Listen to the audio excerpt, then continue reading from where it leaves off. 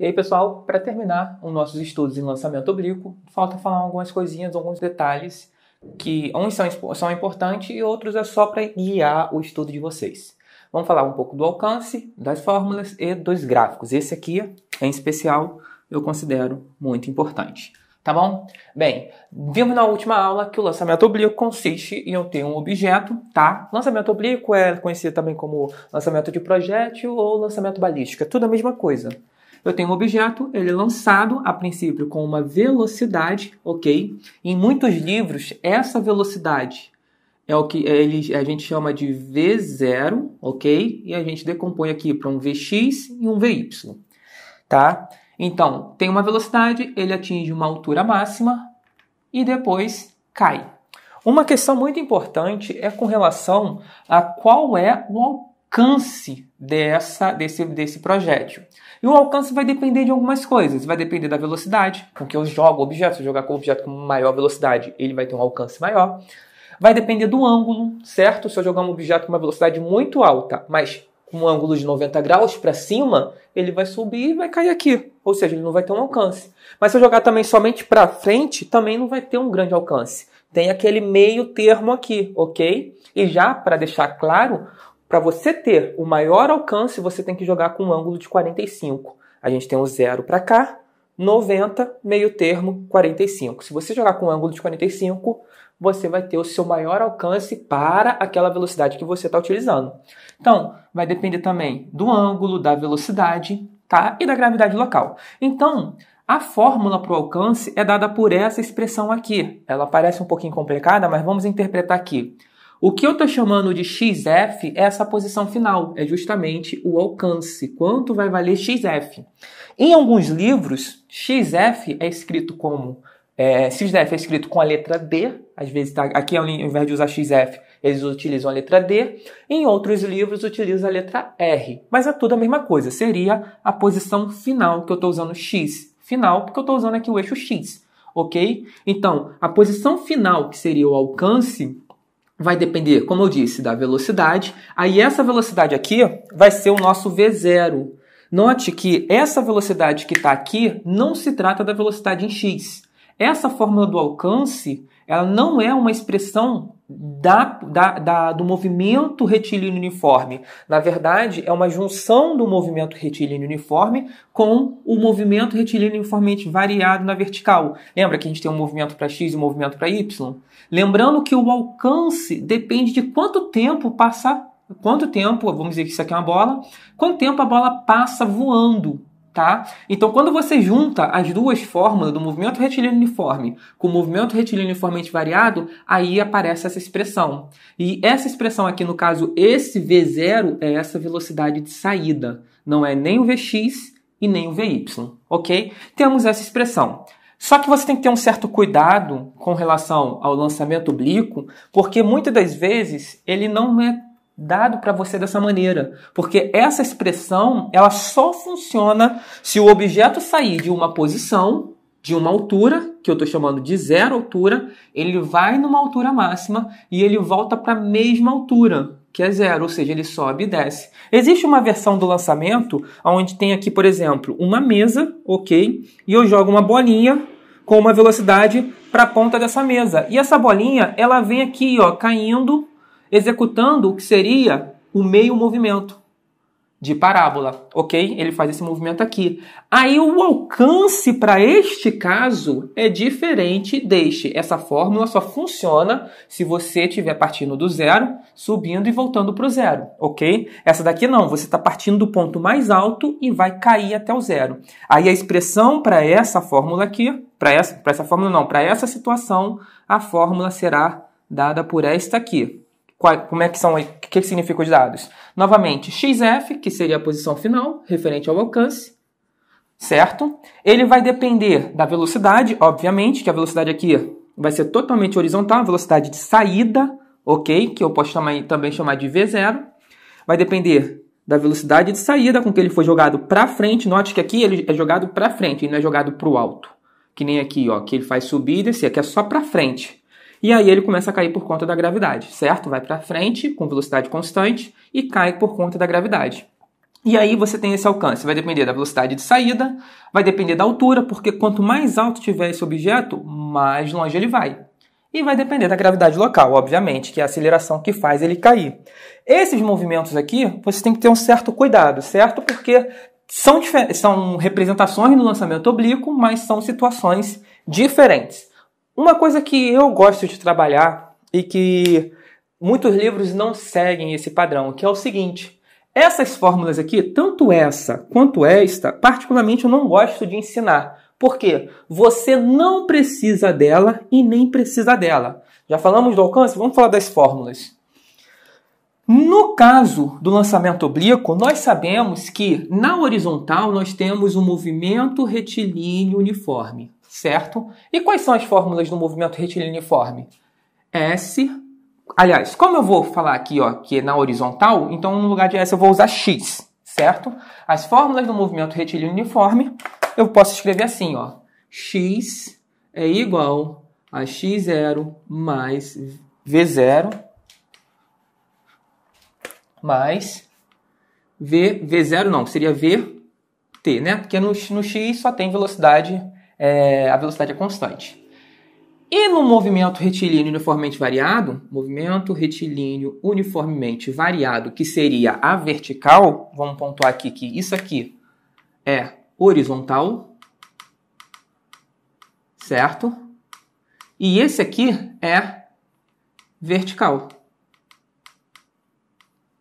No caso do movimento retilíneo uniformemente variado, que seria vertical, eu teria y, que vai ser na vertical, certo? Y é igual a y0 mais v0, vou colocar aqui y, ok? Na direção y, no caso, aqui vai ser vx, que é na direção x, certo? v0y_t. E aí, como a gente vai falar de lançamento, e quando no lançamento oblíquo a gente, em geral, adota que para cima é positivo, ok? A gravidade vai estar para baixo, então eu vou colocar menos gt² sobre 2, ok? Agora, olha só, além dessa fórmula, eu também tenho v, certo? Vy, vou colocar dessa maneira, é igual a v0y menos gt. Isso se eu estiver adotando aqui para cima é positivo, ok? E aí a gravidade está para baixo. Claro que nessa situação aqui, por exemplo, de baixo, eu posso adotar que para baixo é positivo, uma vez que só vai acontecer movimento para baixo. Ele vai ganhar velocidade para baixo, a aceleração está para baixo, então eu posso adotar que para baixo é positivo e aqui é conveniente. Nessa situação, é melhor adotar que para cima é positivo. Uma coisa importante é o seguinte, o que eu quero chamar a atenção de vocês é, essa fórmula aqui, vocês já decoraram, desde o nosso movimento retilíneo uniforme. Essa fórmula aqui é a do movimento retilíneo uniformemente variado, vocês também já decoraram. E essa fórmula aqui também é do movimento retilíneo uniformemente variado, que vocês já decoraram.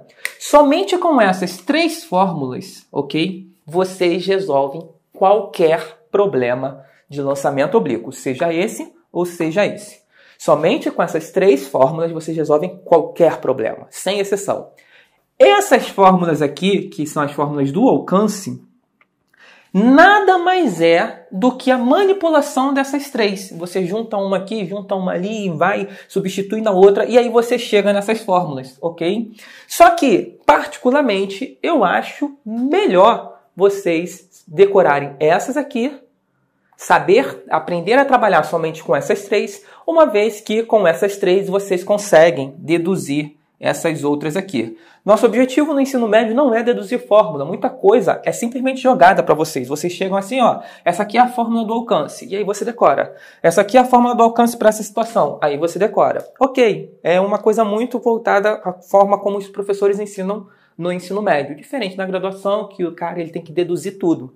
Mas a ideia é a seguinte, se você não tiver essas duas, somente com essas três, particularmente vocês já devem ter decorado, é possível resolver qualquer questão, sem exceção, tá bom? Quando a gente fizer alguns exercícios, eu vou mostrar. Mas um exemplo prático aqui é o seguinte, o alcance, que é dado por essa expressão, nada mais é do que a posição final, que seria aqui, ó, vou usar posição final.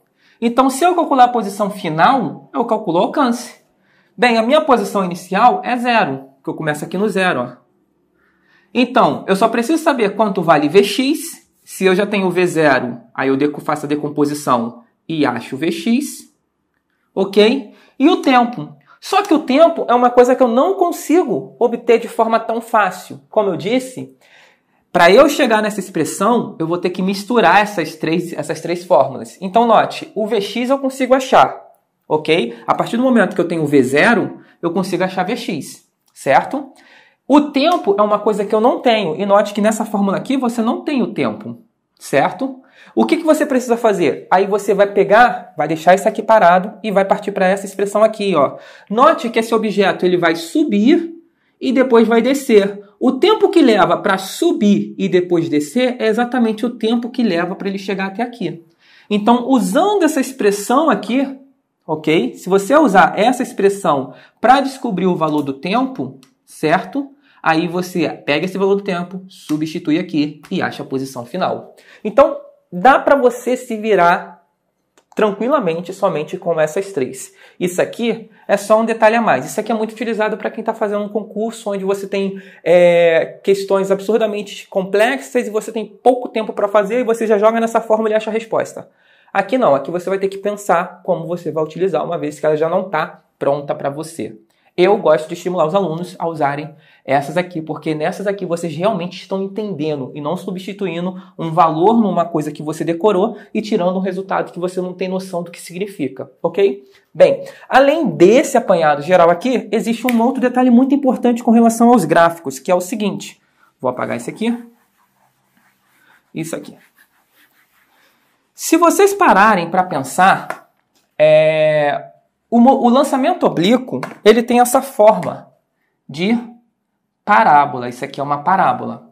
Cuidado para você não confundir esta parábola, ok? Com o movimento retilíneo uniformemente variado que tem este gráfico aqui, ó.